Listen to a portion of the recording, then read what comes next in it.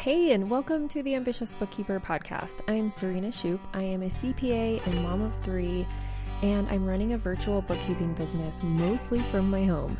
You're in the right place if you're a bookkeeper, accountant, or an accounting student, and you know that your purpose is bigger than sitting in a cubicle. If you're ready to learn some actionable tips and strategies to help you start and grow a bookkeeping or accounting business, I hope you stick around.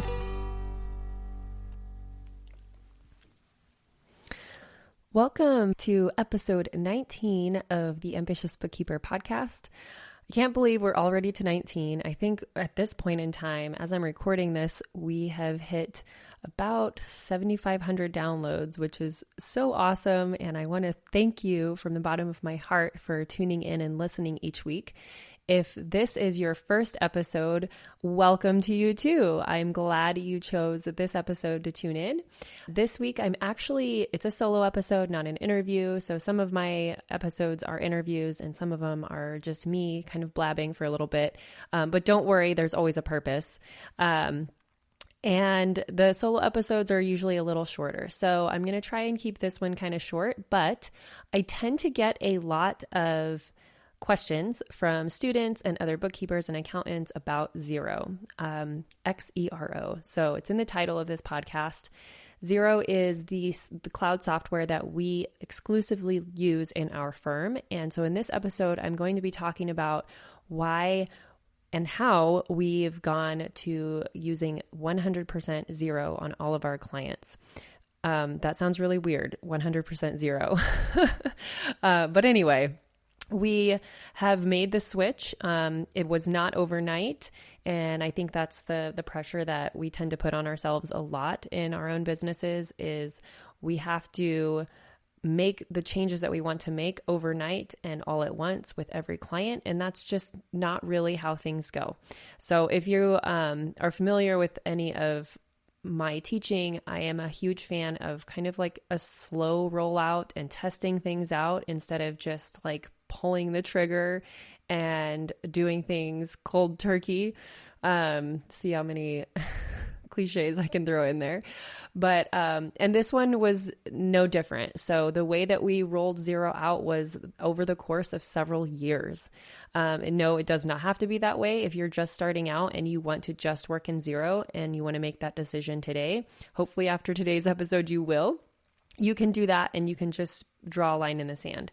For me, and for a lot of bookkeepers, I think you start out just wanting to get clients. So you'll be willing to work in any industry software that those clients are in. And that's okay too, because you'll decide which softwares you enjoy working in and which ones are more efficient. And then you can start narrowing it down. So both approaches are correct. Yes, it can be a little more work in the long run if you are working in multiple softwares and then decide to narrow down, but that's the reality of it for most of us. So don't beat yourself up if that's you. Like I said, it took us a few years to get to being 100% Xero. Even though when I started, I really wanted to lean heavily towards Xero, it was a little more difficult to find clients already on Xero. So that's where it becomes important for you to understand your value and what you bring with that software and really positioning yourself as the expert and the consultant that the client is coming to for the answers and telling them which software is best for them.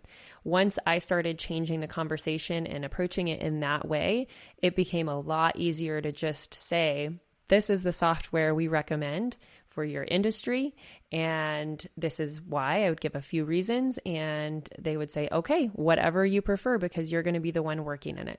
So hopefully that helps you when you're, whether you decide to work with Xero or a different software, to be honest, the approach is the same. If you enjoy working in the software, you're more efficient in it, and you honestly believe it is the best software for your clients, and they're not going to be the ones in it anyway, then it makes sense to just have that conversation in that way. And that can be done on discovery calls. You don't have to wait. Just like most things can be, the expectations can be set on the discovery call. So let's get into why why we chose Xero, and then I kind of already went over how I started having the conversations with clients and how I started moving more towards Xero, but I'll go into more detail later on exactly what that process looked like with our clients. So without further ado, let's get into it.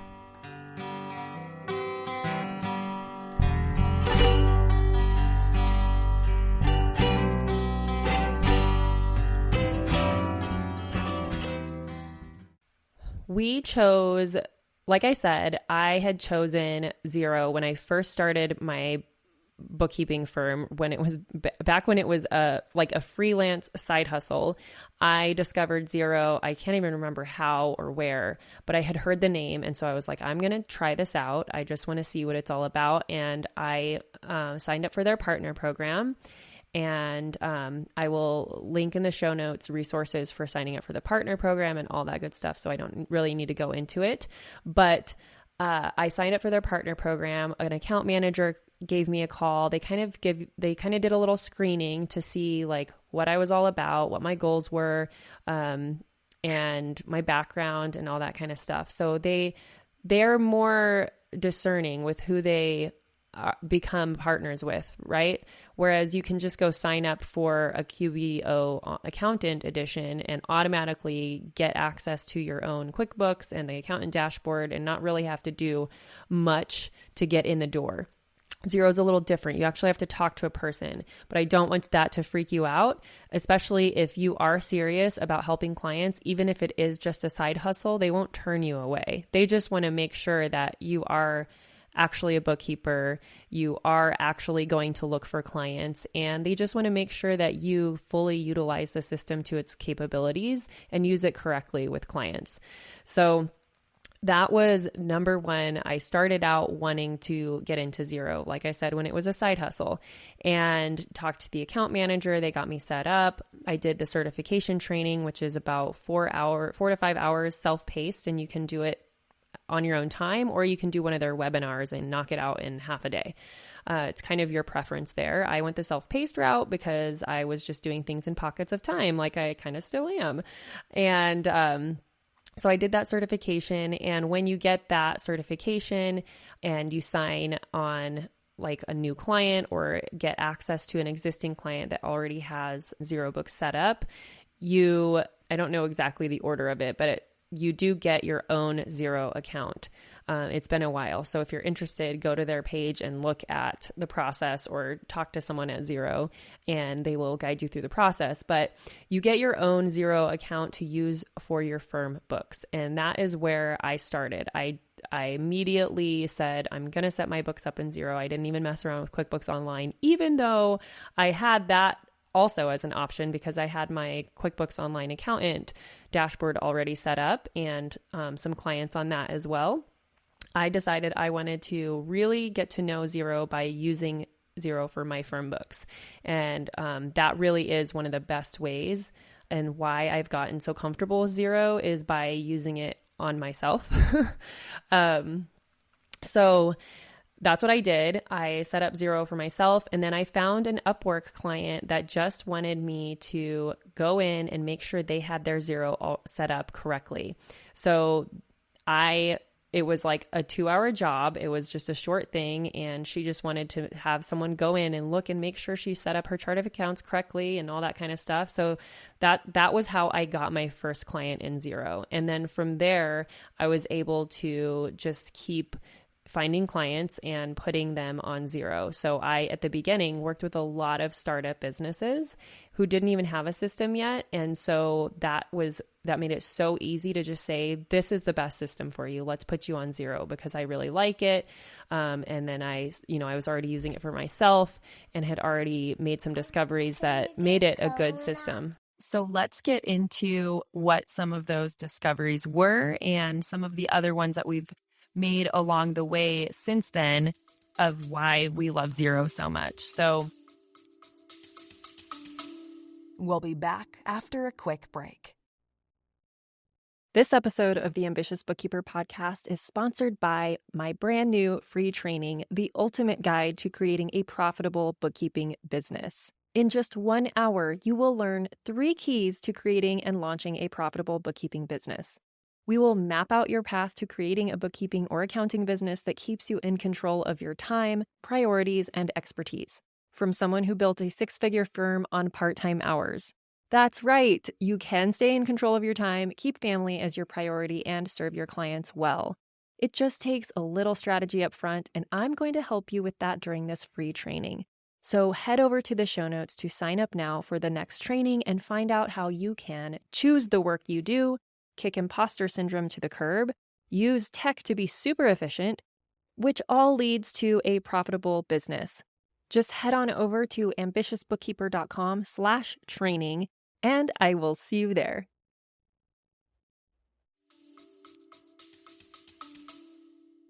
Now, basically, I believe Xero is the best software for our niche. And honestly, like for most industries, I believe it's the best software, but it's really easy to sell for our specific niche because it integrates with PayPal and Stripe, which are the 2 main payment processors that our client type uses.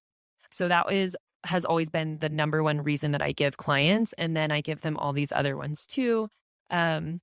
So because of that integration, the way that it works, it makes us work more efficiently and then also prevents mistakes because of the way that Xero is set up. There's not multiple ways to really screw up the books. And when you mess something up, you can do like a remove and redo, or you void something, which creates a great audit trail. So it's easier to undo mistakes without breaking the system, essentially. In the bank reconciliation function of Xero, you have the option to do something called cash coding, which basically means showing the bank statement or the bank feeds in more of an Excel type format. So you can mass code a chunk of transactions, which is really handy for the type of clients that I work with because they have a lot of transactions and it fluctuates. And this enables us to not really put a limit on the number of transactions, and it still takes the same amount of time to do their books. So we can mass code similar transactions all at once with this cash coding feature.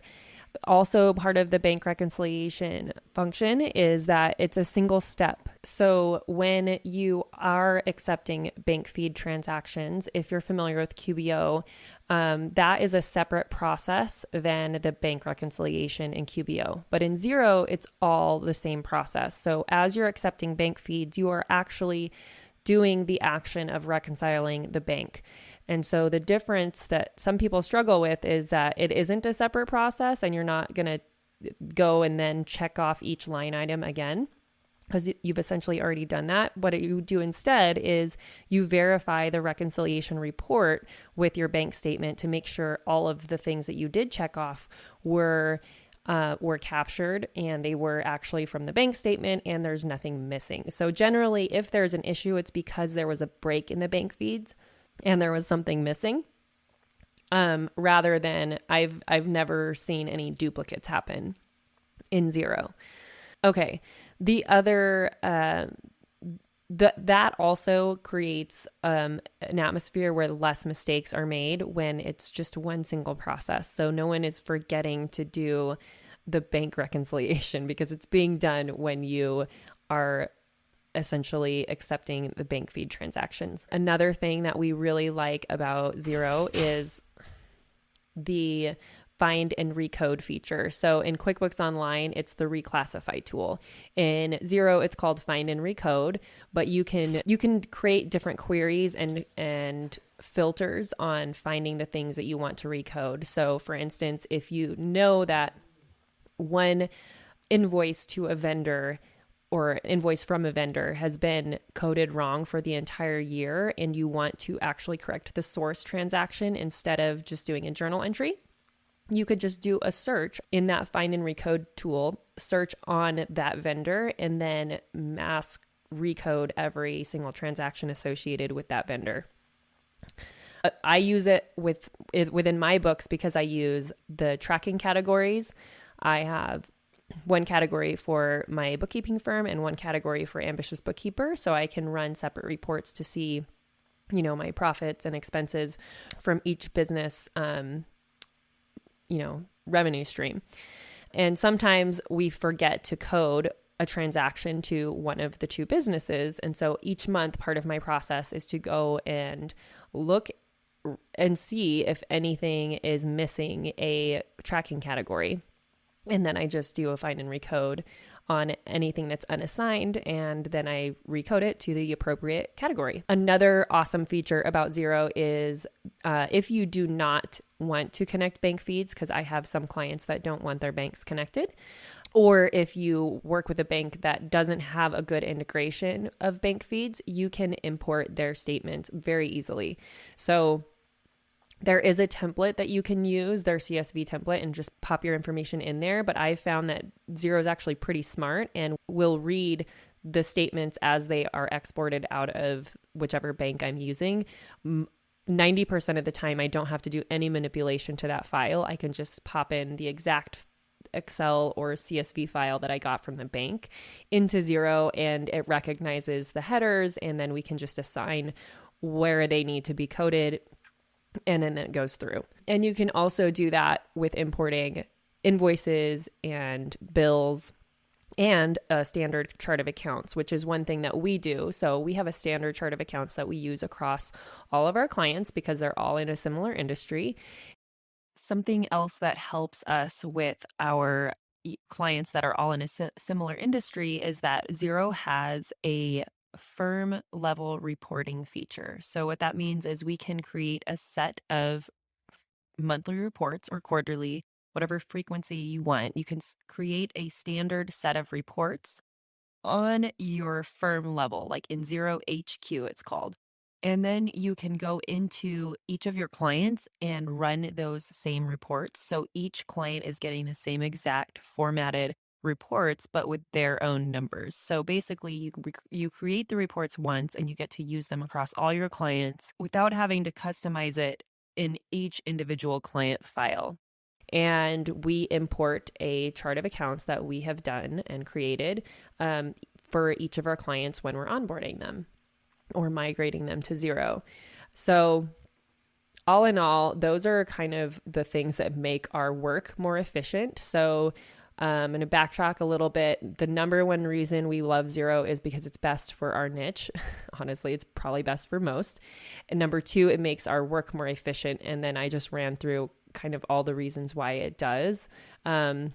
I guess the last reason that I didn't talk about under why it makes our work more efficient is something that we just recently started using is the Xero Ask feature. So when we have something that's missing from a client, we can ask for it through the Xero HQ portal, and we can upload files there and have clients upload files there, and it's a secure portal, and it just sends them an email, and everyone from our firm can then see what is still outstanding from a certain client. The third reason we love Xero so much is it's truly less expensive than the alternatives out there, especially for what you're getting. And I'll get into more of what you're getting. But yeah, it's less expensive on all of the regular business plans. It includes HubDoc, which is also a huge time saver that makes our work even more efficient. So I probably should have mentioned that in the previous bullet point. But HubDoc is technically a separate software, but it's owned by Xero. And we have our clients send all of their documents into HubDoc, and we process them from there, and then we move into working in Xero. So like I said, all of the business plans include HubDoc for free. So it's very cost effective for us to have our clients on Xero and provide that tool to them. And another tool that is included on the established plan, which is like their top tier plan, is the advanced cash analytics, which is pretty new. And I've been tinkering with it for myself and for a couple of my clients. And so we're starting to roll that out for all of our clients so that we can show them how to, do some cash analytics or cash flow forecasting with or without our help. Number 4, it's customer support is amazing, and they have such a fun, like family friendly culture.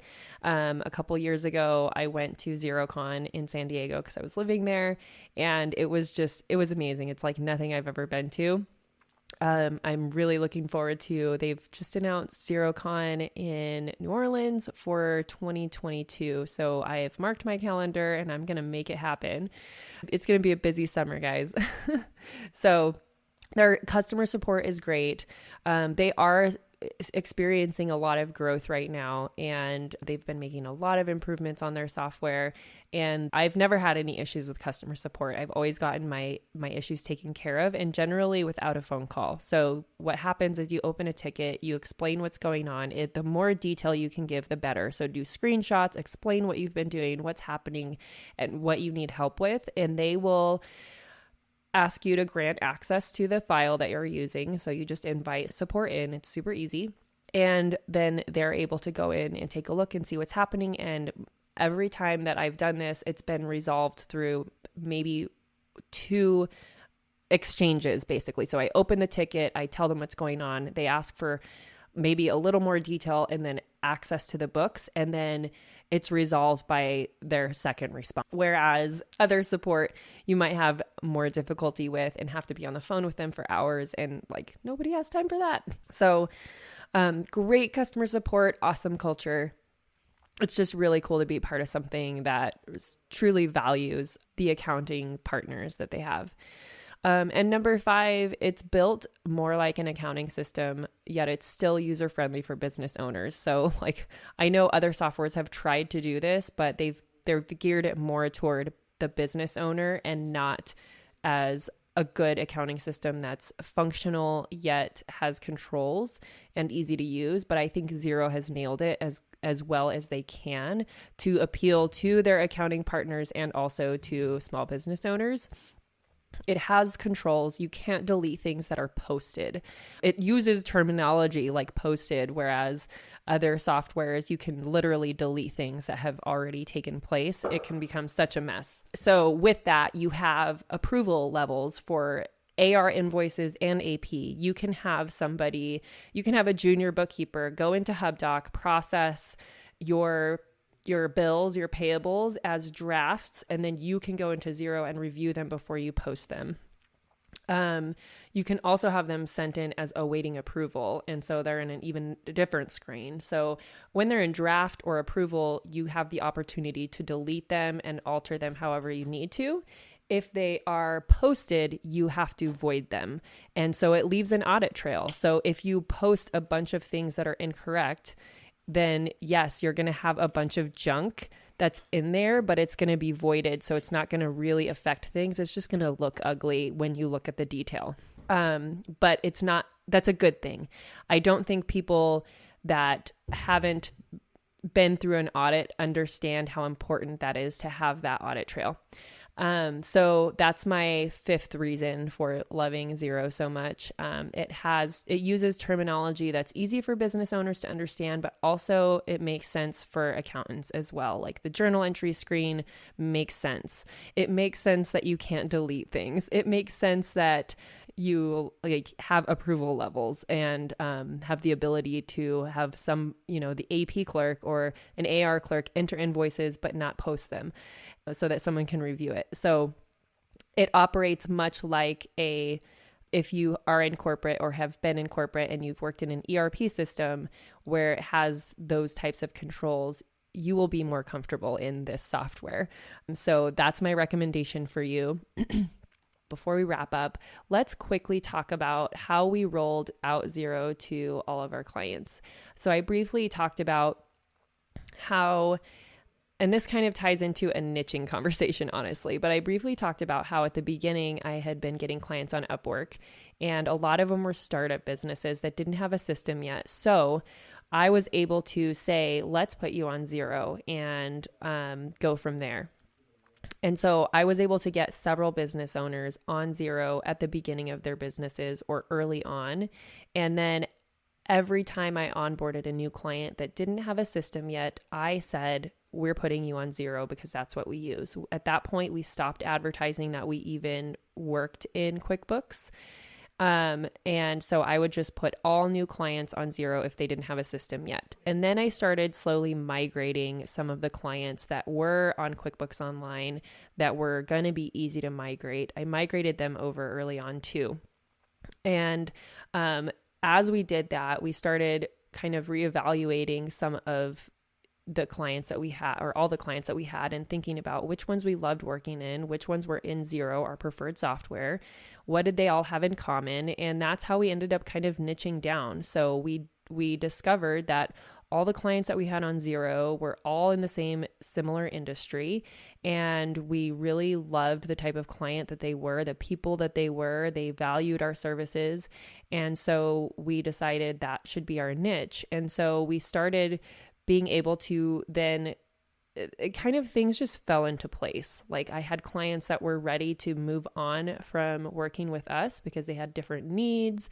They needed more support than we could provide. And so we ended up parting ways with some clients that were on QuickBooks Online. And then as we bring on more clients, we just always say we only work in Xero, and we make them check a box before they can even get on a discovery call with us that says, I understand that I will be required to move to Xero if I'm not already on it. So that's pretty much how we rolled it out. And like I said, it happened over a course of several years to get to be 100% Xero. And even now, like I still keep up on how to work in QuickBooks Online because I still get clients that are on QuickBooks Online and we have to migrate them. So I still have to dig in there and see what's going on. I still need to know QuickBooks. So I still think it's valuable to have both certifications, but you can still choose which one you want to lean more heavily toward. So for example, we're just now onboarding a new client that's on QuickBooks Online. It's the fourth quarter in the year. And so we made the decision with this client that we're going to finish them out in QuickBooks Online for the year and have their file set up and ready to go to turn on January 1st. So it's a clean cutoff. So you're allowed to do things like that too. It's totally up to you. It's your business. So, that's what we decided to do. We didn't want to have to do a big migration in the fourth quarter of the year. And so it just made sense. So yes, it's still valuable to know both systems, and know your way around both. But just because you know both doesn't mean you have to work in both. And some people might go the other way, the opposite direction. Just because you know Xero doesn't mean you have to work in it if you prefer QuickBooks Online. I won't judge you, I promise. Can we still be friends? Okay, so that's pretty much it. Like I said, if you are interested in becoming a Xero partner, I am linking some resources in the show notes. I'm linking the previous demo that we did this past week, the partner demo that we did, and we had a Q&A at the end, so some questions got answered. I'm linking the Xero Advisor certification. I'm linking the page to Xero Talks. There's some events that are coming up in the coming months all over the US. So if you're in a city nearby to one of those, I highly, highly recommend you go to the event. And I'm also linking our upcoming Xero marketing workshop. So let me talk a little bit about this. It's free. I am putting it on with my account manager, who is also the account manager for the whole West Coast. And what we're doing in this one is going to be a little bit different than the previous webinars that we've done. He's going to present a little bit on what the Xero marketing funds are and how to access them. And then we're actually going to talk about, he's going to give us some examples of how people have used them. We're going to talk about ways that you can use the funds, what qualifies, and then we're actually going to open it up to help you guys brainstorm. So if you have been wanting to market Xero in your firm, and maybe even if you can't get the Xero marketing funds yet, if you're not a bronze partner, it's still going to be highly valuable for you to participate in this and get some ideas on how to market and how to market a software in your firm and bring clients in that way. So it's going to be more workshopy than webinar. So we are going to ask for participation. If you don't want to participate, then don't sign up for it. But if you do want to participate, I think this is going to be a great resource for you.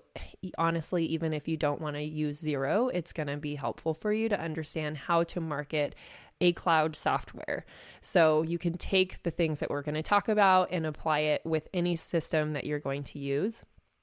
And those all will be linked in the show notes. And I hope to see you on that workshop. It's going to be at the beginning of November. So stay tuned for that. If you're listening to this and you've missed it, you can still sign up for Become a Xero Partner and go through their marketing course and get a lot of the same information. If this episode was valuable to you, I would appreciate so much if you would leave a rating and review on Apple Podcasts so more people can find this podcast and listen along with you.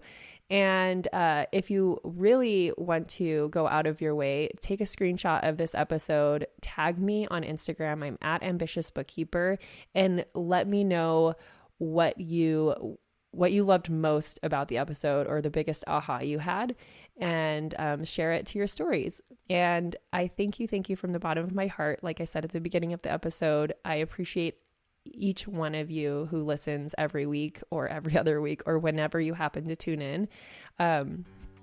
It makes it worth it. So I will talk to you next week.